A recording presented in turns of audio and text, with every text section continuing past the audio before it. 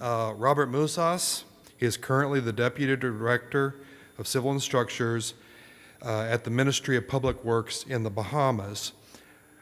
Along with him is Greg Illig. Since 1995, he's been working with Sika Corp as the direct manager for the Caribbean for concrete repair. How's that? The topic of their presentation is a bridge to paradise. Hi, good afternoon. My name is Robert Mouzas, Senior Engineer, Ministry of Works in the Bahamas. As you can tell, I'm not from the Bahamas originally with this accent, so I hope you enjoy this presentation. So, my name is Robert Mouzas. Lambert Knowles, who's not up stage, is on the front row. He'll be available for questions later on. He was the lead consultant on the project, and Greg Illig as well, who will talk after. He'll take on the technical side of the project. So I'm just going to have a general introduction, go through the bridge inspection. We did a load evaluation on the bridge, load testing, and then we did a life cycle study on the bridge. Then I'll just briefly go through the tender exercise, the tender evaluation, and the award of the contract. And then we'll go through the refurbishment contract in some detail. And also looking at the materials used in the project. The Bahamas is, I'm not sure if we're here today. This is the Bahamas, this whole area here. And the project was based in New Providence, which the capital is Nassau. So you might have heard of Nassau. It's the main city in the Bahamas. So the red box shows the island of Nassau, and then we're going there into the main island of Nassau. And you've probably heard of Paradise Island. So the bridge we're going to be talking to you about is links Paradise Island and the main city of Nassau. So there's two bridges. Now the one on the west side is the newer bridge. We're going to be talking about the older bridge. The bridge on the west is the bridge that takes you across to Paradise Island on your holiday, and then the bridge coming back is the older bridge. Now, so technically we got it wrong with the title of this presentation. It's not the bridge to Paradise, it's the bridge taking you away from your holiday. So, the Paradise Island Bridge is owned, operated, and maintained by the Bridge Authority. Now, we at the Ministry of Works work for the Bridge Authority. So it is a toll facility, and it provides one-way ingress from the bridge to New Providence. It's the oldest of the two bridges. It was designed by a firm called HNTB. I don't know if they're still around, to be honest. And it was designed in 1966, a year after I was born, and it was open to traffic in 1967. So this was the first means of getting across to the island. So from 1967 to 1999, no work was done on the bridge at all. That's what happens on these Caribbean islands, unfortunately, but they did spend $4.9 million on that bridge at that time. And unfortunately, that was the last work that was done on the bridge until this recent contract now. So there's a load posting on the bridge of 15 tons. So just some general information on the bridge. It's 36 feet wide, carries 2 lanes of traffic. It's a standard bridge that's undertaken probably in most of the United States. It used ASHTO beams. There's varying spans of 50 feet, 80 feet. The main spans that go across the waterway are 150 feet, and they change to an ASHTO Type 4 type beam.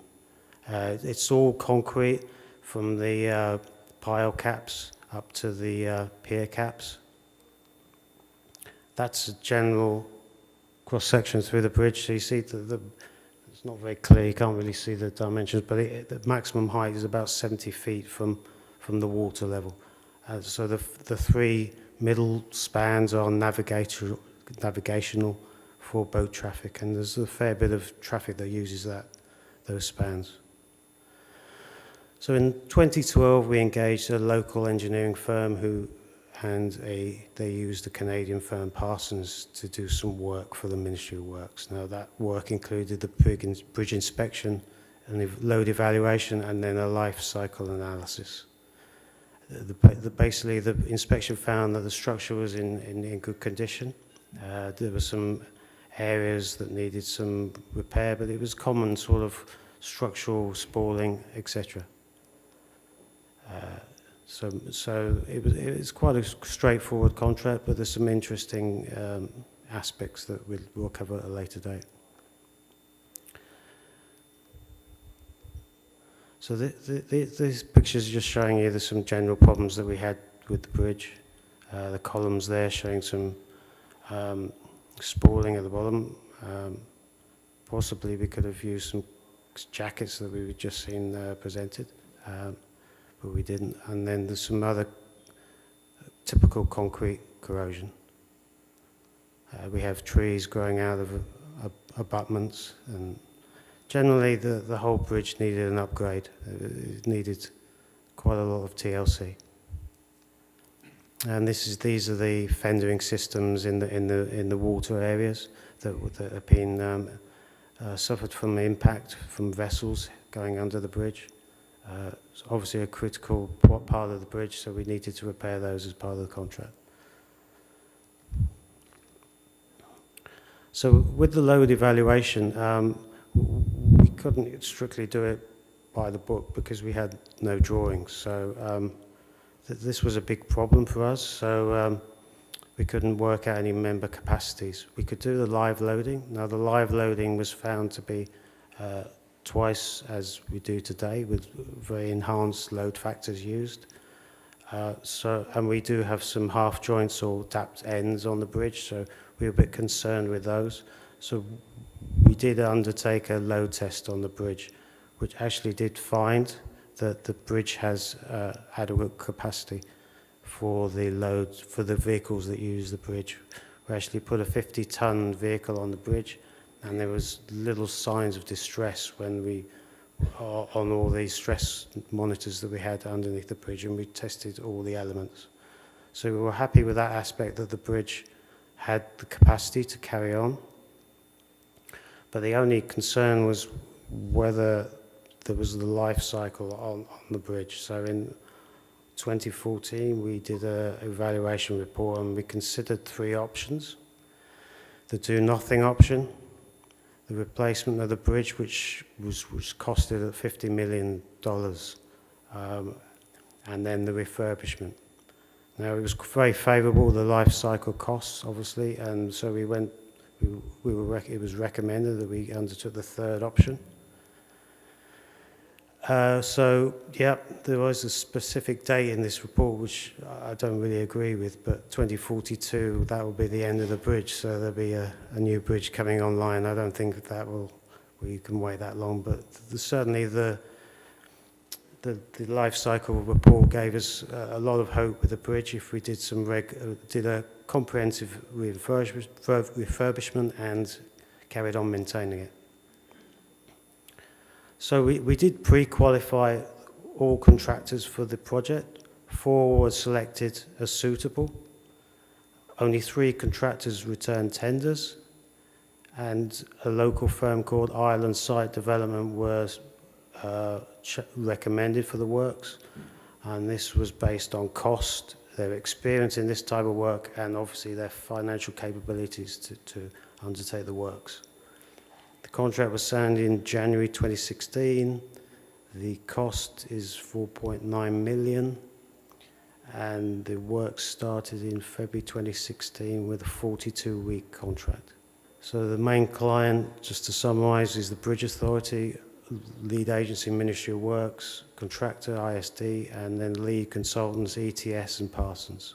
So just to summarise the work before I hand over to Greg, was repairing concrete elements on the abutments, beams, piers, columns and deck, doing some remedial railings, lines and lights and signage,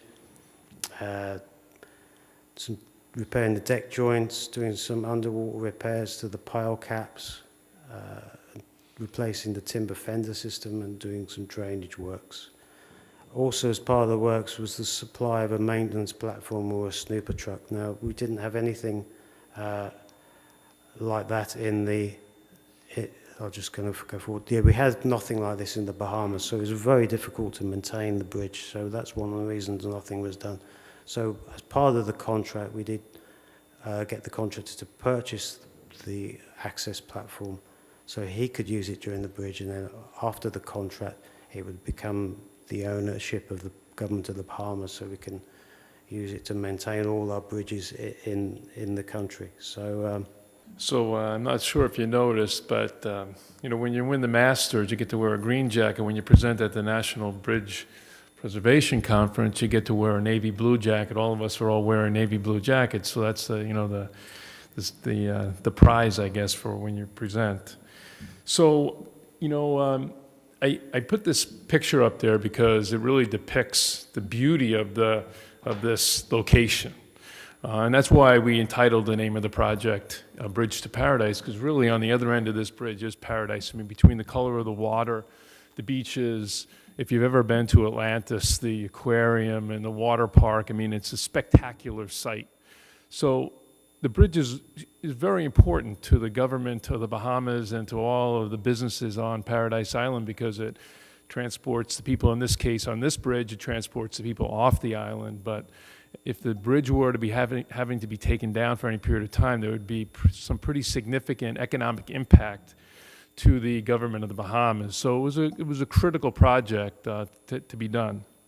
So in the next 10 minutes or so, my job is just to take you through really, it's more of a pictorial. It's not really a technical presentation. It's more of a pictorial about the work that was done there. The materials that were used, the process that was done in order to repair the concrete. A lot of the pictures start to look the same after a while when we look at these bridges for a couple of days. All of the columns and the beams and so forth, the girders and the decks all starting to crack and spall and starting to fall apart. So this is, typical of what we see out there, especially when we're in a marine environment, which this obviously is. So we have salt and water, very prevalent. Jason talked about in the previous presentation about, when you have salt and you have water, and you have oxygen, that the corrosion process is very much accelerated. So in these types of structures, they undergo very much accelerated corrosion. And a lot of times that has very detrimental effects to the bridge. As Robert mentioned, the bridge was built back in the 1960s. I think it was 1967. And one of the problems, other than the fact that it's a marine environment, was that there was a lack of cover on the reinforcing steel. You can see some of it right there in that picture. That's actually Lambert doing some testing, some sounding to find the delaminated concrete so that it could be located and repaired. Also, when structures were built back then, back in the 1960s, they didn't have the quality control that we have today. So, oftentimes when you're working on the islands, you have limited access to a lot of the resources that we sometimes now take for granted here in the United States. Sometimes it's difficult to find sand that's not contaminated with chlorides. Sometimes salt water is used to make the concrete. A variety of things can happen when when this structure was built back in the 1960s. So I just want to give you a very brief explanation. I know whichever of you are involved in repairing concrete or maintaining concrete, you're probably familiar with the process, where the rebar starts to corrode, it expands in volume, it causes the concrete to crack, and then eventually you get spalling, and we start to get columns and beams and things that start to look like this. So here, we have some overhead concrete that you can see that has gotten pretty bad, and it needs to be repaired. And what happens is you have once you start getting cracking and spalling, everything then becomes even more accelerated because the rebar is now exposed to all the elements, so the corrosion process accelerates even more. So one of the challenges on this project was access. About 75% of the concrete repair work that needed to be done was over water. and that was the difficult part. And you can see in this picture here, they had a barge out in the channel where they were working off. So off this barge, they were mixing their concrete, they were doing their demolition and hauling the deteriorated concrete away, and doing everything that needed to be done out there. That was really their working platform. And then they would build scaffolding to get them to the heights that they needed to go up in the columns. So the repair process basically that I'm going to describe for you here in the next few slides is really the first part of it is demolition. We've got to remove all the deteriorated concrete, and we want to prep the surface to make sure that we get adequate bond to the existing concrete. And then we want to prepare the rebar, put up corrosion coatings and things of that sort, do our formwork, and then place our concrete. The access on the water, from the water to work on the columns was mainly done off of the barge. When we had to get underneath the bridge, I think this is referred to as a snooper truck, if I'm not mistaken, also referred to as a hydro platform. That's how they got underneath the bridge and did the work on the girders underneath pier caps. One of the first steps in the surface preparation, we got to clean all the rebar. We got to remove all the rust in the scale off of any exposed reinforcing steel before we start placing concrete. That's done water blasting, sand blasting, grinding, wire wheel, any mechanical means of getting that rust and scale off. And then what we often do is we'll put a coating on that rebar while it's exposed. Typically it's a combination of epoxy and cement that help to protect that rebar. And then eventually it will be patched. There's the rebar coating being applied, 2 coats. Generally after the material, the rebar is prepared, we want to put on our first coat of this rebar coating immediately so you don't get any flash rusting, because even if it's left overnight, you can start to accumulate rust on the rebar, which is not good. Then we got into the repairs. So in some cases we did isolated repairs, where these are mostly on the land-based columns, where it was just an area down at the base of the column that had spalled from corrosion. In these cases, the formwork was placed, and this, we call this a bird's mouth right here. Material is poured in there. So one of the key things, I guess, about my part of the presentation is that the material that was used was what we refer to as a self-consolidating concrete. If you're not too familiar with self-consolidating concrete, it's an admixture that's added to the concrete to make it very, very flowable without getting segregation of your coarse aggregate. So we needed that in this case because if you notice on the previous slide, there was a lot of rebar in these spalled areas. And we needed a very flowable material to get behind the bar and not have any voids left. So we used a self-consolidating concrete. It also had an integral corrosion inhibitor inside the mix that helped to also protect the rebar. It also had polymer and silica fume in there. The purpose of this polymer and the silica fume is to densify the repair material to make it more difficult for water and salt to be able to penetrate into the concrete. All this was in a bag, a 65-pound bag that was mixed out on that barge and then hauled up and placed around the columns.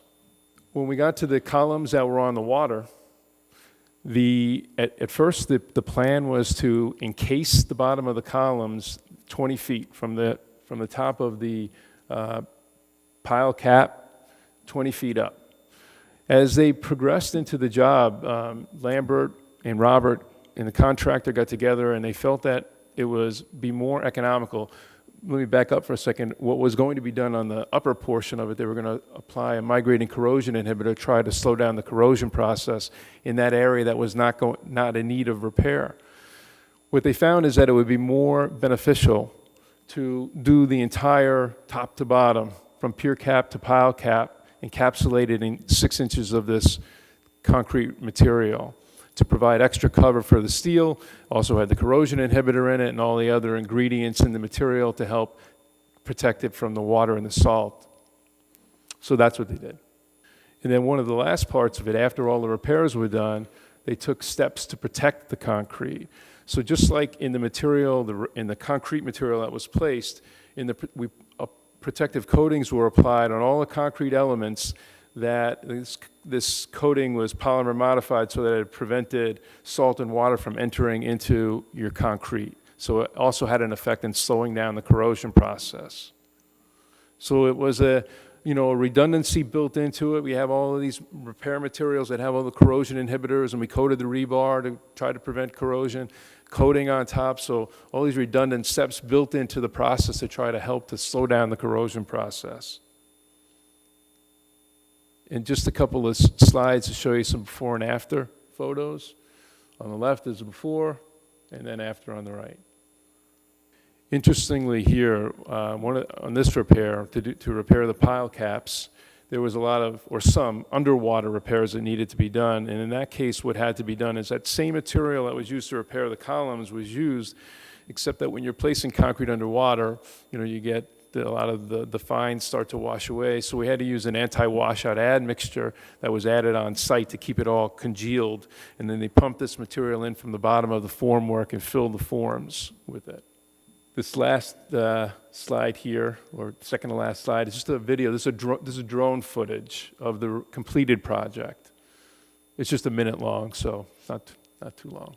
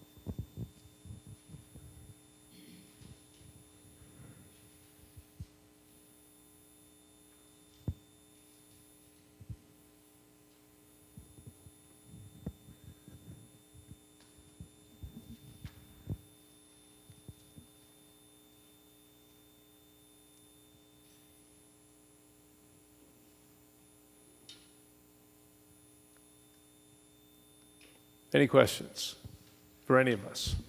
Yes. In one of the last slides that you had there, there was a coating system that you put on there that went under the deck as well as on the pier caps. Mm-hmm. Was there any concern for putting a coating on the underside of the deck that might lock in moisture that might get in from the sides or top? Yeah, it's a good question. Yeah, there is a concern about that. The coating that was used is cementitious-based, and so it was breathable, so it would not trap any liquid water that would be coming through the concrete, so that would allow water vapor to escape. So yeah, you wouldn't want to do that in that situation. So yes, that was part of the design process. I'm just curious if the chloride content of the concrete was considered on the recommendation as to and how it was determined that the surrounding concrete that is also chloride contaminated was going to give you the additional 24 years that you need for prior to replacement. Yes, it was. I didn't have a blue jacket, so I didn't feel presentable enough. It was. We did cores on the columns, and we had to test it to see how far the chloride content went. And the majority of the chloride content, high contents, was within the first 3/4 of an inch. Once we got beyond the tight layer stirrups, the chloride content dropped down significantly. So we basically took off all the existing cover but had the high chloride content and replaced it with the new polymer concrete.